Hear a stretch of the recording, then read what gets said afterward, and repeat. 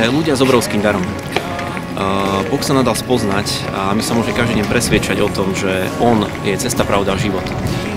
Častokrát sa nám ale stáva, že tieto veci žijeme uzavreto v našich spoločenstvách alebo niekde za nejakými stenami a bariérami. Sme ale povolaní prinášať toto von, prinášať tomuto svetu to, že Boh je živý. A sme povolaní pozývať ľudí medzi seba.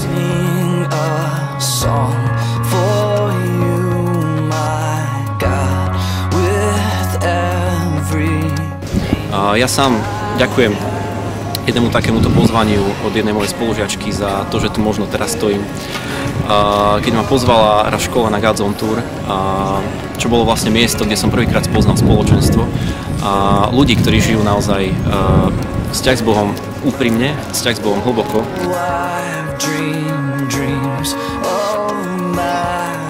Možno aj vám dáva Boh na srdce niekoho, za kým máte prísť.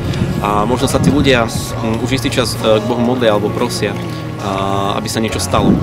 A častokrát je to o také našej lenivosti alebo také nepripravenosti konať, keď Boh zavolá.